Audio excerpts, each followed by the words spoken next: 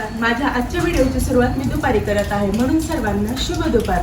तर सध्याचे माझे असे व्हिडिओ चालू आहेत की जनार्दन स्वामी आश्रमात नागपंचमी अनुष्ठान चालू आहे आणि आज अनुष्ठानाची सांगता आहे। आम्ही त्या कार्यक्रमासाठी आता आश्रमात चाललेलो आहोत। तर आज अनुष्ठानार्थ्यांचं मौन सुटणार आहे, उपवास सुटणार आहे। सर्व साधू संतांचे प्रवचन होतील, माधवगिरी बाबांचं प्रवचन होईल आणि भाऊ पाटील मुलांचं मौन सोडतील। तर हा कार्यक्रम कसा असतो ना हे मी आज तुमच्याबरोबर शेअर करणार आहे। तर व्हिडिओ स्किप न करता पूर्ण बघा। तर चला आश्रमात। आधीच आम्हाला घरातून निघायला उशीर झालेला होता कारण खूप पाऊस पडत होता आणि आता आम्ही आश्रमात पोहोचलो तर इथे बाबांचे प्रवचन चालू होते। सर्व बाबांनी प्रवचन केलं, त्यानंतर माधवगिरी बाबांचं पण प्रवचन झालं आणि आता इथे सगळे अनुष्ठानार्थी मौन सोडण्यासाठी बसलेले आहेत। त्यांनी पण प्रवचन ऐकलं आणि आता भाऊ पाटील सांगत होते की मौन कसं सोडायचं। आणि आता बघा इथे ना मौन सोडतील। आता मी तुम्हाला ते ऐकवते आणि मौन कसं सुटतं ना तेही दाखवते। आता हे सर्वजण तयारीत बसलेले आहे आणि आता त्यांचं मौन सुटेल। 8 दिवसाचं मौन आणि 8 दिवसाचं अनुष्ठान जप आणि जेव्हा मौन सुटतं ना तेव्हा तिथे खरोखर अंगावर काटा येतो। ते तुम्ही पण ऐका ते कसं।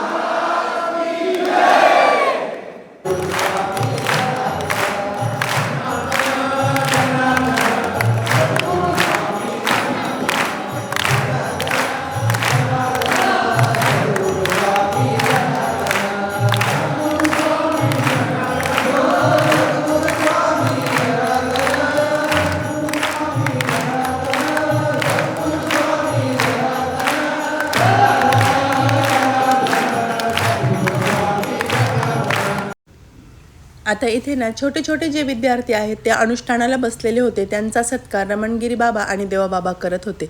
संतोषगिरी बाबा म्हणतात की इवली इवली पाखरे जमली आश्रमी, जप अनुष्ठानामध्ये गेली रंगुनी। हे छोटे मुले अनुष्ठानाला बसतात, तेही सकाळी लवकर उठून गार पाण्याने स्नान करतात, उपवास मौन।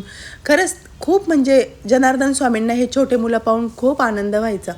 त्यानंतर आता इथे ना स्टेजवर रमेशगिरी बाबा माधवगिरी बाबांचा सत्कार करताय आणि माधवगिरी बाबांनी पण रमेशगिरी बाबांचा सत्कार केला। रमेशगिरी बाबा हे कोपरगावच्या आश्रमात असतात। मागचा एक व्हिडिओत मी तुम्हाला कोपरगावसुद्धा दाखवलेला आहे।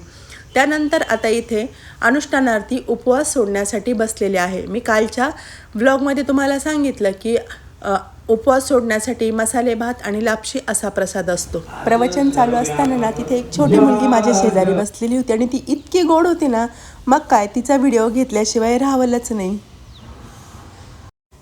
आज अनुष्ठानाची सांगता होती तर भरपूर लांबून भक्त आज अनुष्ठानच्या सांगतेला आलेले होते। आज खूप आश्रमात गर्दी होती आणि आमचं महिला मंडळ बघा मस्त गुलाबी रंगाच्या साड्या घालून सर्वजण आलेले होते। प्रवचन संपलं आणि इकडे प्रसादाला सर्वजण बसले। प्रसादाला आज खूप सारी गर्दी होती।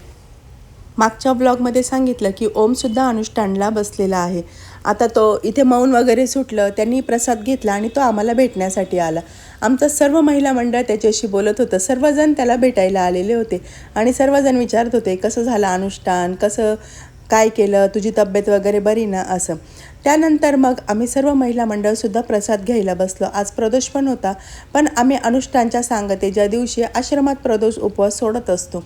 त्यानंतर इथे सर्वांनी आम्ही प्रसाद घेतला आणि मग आम्हाला भांड्यांची सेवा करायची होती। तर इथं आमच्या महिला मंडळाचं प्रेम बघा। इथे ना आम्हाला गुलाबाचा गुच्छ सापडला आणि आमच्या गायत्रीताईंनी सर्वांना गुलाबाचे फुलं वाटले। त्यानंतर जेवढे स्वयंपाकासाठी भांडे असतात ना सगळे महिला मंडळाने घासायचे असतात। मोठमोठे पातेले सर्वजण एकत्र मिळून काम करतात, त्यामुळे कामाचा आनंदही खूप भेटतो आणि कामही इतक्यात होतं। पण असं वाटत नाही की आम्ही एवढे भांडे घासले वगैरे। आणि सगळे मस्त मजा मस्ती करत करत तेवढे भांडे घासतात. भांडे कधी घासून होतात तेही कळत नाही. मी तर फर्स्ट टाईमच आलेले आहेत, पण ह्या महिला कितीतरी वर्षांपासून ही सेवा करत आहे. आता इथे बघा, भांडे आतमध्ये घासले की बाहेर ते सुकत घालत असतात, अशी ही सेवा असते. त्यानंतर इकडे या पोरींनी सर्व मोठा हॉल झाडून काढला. प्रत्येकजण आपापल्या वाट्याला येईल ती सेवा करत असते आणि सेवेत खरंच एवढा आनंद असतो ना की बस. मला तर खूप छान वाटलं आणि ह्या महिला मंडळात मी जॉईन झाले ना, त्याच्यामुळे मला जास्तच आनंद झाला. त्यानंतर त्यांनी भांडे घासलेली जागासुद्धा सर्व धुवून वगैरे घेतली आणि आमची इथे भांड्यांची सेवा झाली. त्यानंतर इथे बघा, ह्या ताई आहे ना, मस्त हसी मजाक चालू होता आमचं. त्या म्हणताय मी गवताची पेंडी घेऊन येते. खरं ॲक्च्युली तो गवती चहा होता बरं का, आणि तो त्यांनी डोक्यावर घेऊन आणलेला होता. त्यानंतर भांडे घासून ओलं झालेलं महिला मंडळ असं आमचं कोपऱ्यात जाऊन मस्त गरमागरम चहा पित होतं. भांडे घासून थंडीच इतकी वाजायला लागली होती की असं झालं होतं कधी कडक कडक चहा पिऊन कधी नाही. आमच्या महिला मंडळाची सेवा आज अनुष्ठानाबरोबरच संपन्न झालेली आहे. सर्वजण इथे मस्त बसल्या. खूप वेळ आम्ही चहा वगैरे पिऊन गप्पा मारत बसलो बरं का, कारण अजून पुढे बाबांचं दर्शन पण घ्यायचं होतं. सर्वजणी मस्त कडक कडक चहा पित होत्या आणि छान गप्पाही मारत होत्या. आता परत कधी एकत्र यायचं हा यांचा इथे विषय चालू होते. आणि हे पोरी बघा, त्यानंतर किती काम झालं तर फोटो काढणं हे खूपच महत्त्वाचं आहे नाही का. त्यानंतर मस्त आम्ही सर्व महिला मंडळाने छान छान फोटो काढले.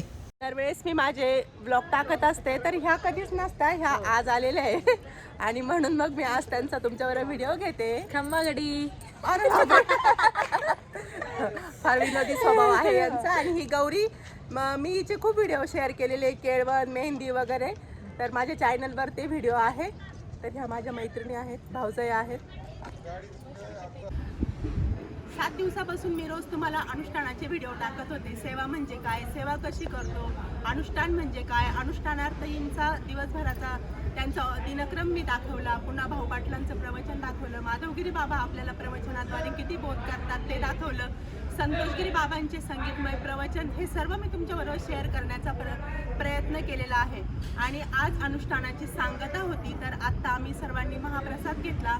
मुलांचं मौन सुटलं, त्यांनीही महाप्रसाद घेतला आणि सर्वजण आपापल्या घरी गेले. आत्ता आमची महिला मंडळाची आज भांड्यांची सेवा होती, ती पण सेवा संपन्न झालेली आहे आणि आता आम्ही सर्व घरी चाललेलो आहोत.